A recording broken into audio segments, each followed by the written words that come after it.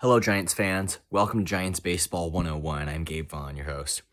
The Giants played a 4-game series against the Padres, and after taking the first game on Thursday, they lost the tail end 3 games, and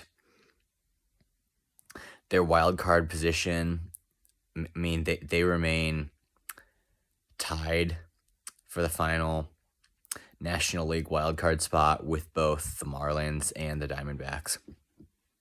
I want to get to that in a minute, but first, I just want to quickly go over how the games went. On Thursday, Jacob Junis pitched 4 scoreless innings, and I think Sean Manaea took over and pitched 3. The Giants ended up scoring 7 runs in that game. So it was just a real disappointment that none of us really expected after the Giants appeared to have their momentum, appeared to have everything going. When they got things going with the bats on Thursday and scored 7 runs, it just appeared that they totally had it. And it really came as a surprise, honestly, that they couldn't get anything going the other days. Saturday, they didn't score until the 9th when it was too late. Austin Slater hit a double in that inning, and it got a run on the board for the Giants, but they lost. And today they were blown out. They were shut out and lost to the Padres 4-0. So it's just there. It was not a good series at all for the Giants, and definitely surprised they couldn't carry their success of Thursday over into the rest of it.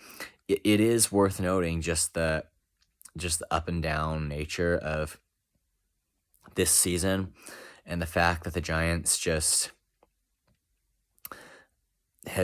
they've just had a lot of instances where they like kill it one day, and then the next they're just back to kind of not scoring. And sometimes it's been a little bit more gradual than that. I'm not trying to oversimplify things here, but the point is just that things have gone up and down for the Giants this year. So I don't think that I would take the results of this series as honestly too much of a shock. I mean, it's characteristic of the way the Giants have been this year. But now, as far as their position in the standings, they're tied for the final spot with the Diamondbacks and Marlins. I'm not exactly sure how this would work, honestly, because it's showing the Giants at the bottom of that pile. I do think the Giants have a better record than the Diamondbacks. I mean, my understanding is that in tied situations, it's head-to-head records between teams that ultimately determine it. So honestly, I'm not sure how MLB.com's displaying things, but the Giants, they're tied for this final National League wildcard spot. However it is, they are neck to neck with the Diamondbacks and Marlins, and it could really go one way or the other for the Giants. We're in September now. It's the final month of the season. It's just, we will soon find out whether this season has been a success or failure for the Giants. It's just, we're getting down to that wire. We've talked about a lot over the course of this season. We've had a lot to talk about, and just, I tried to be as thorough as I could in talking about the various areas of the Giants roster, how they're affecting the team.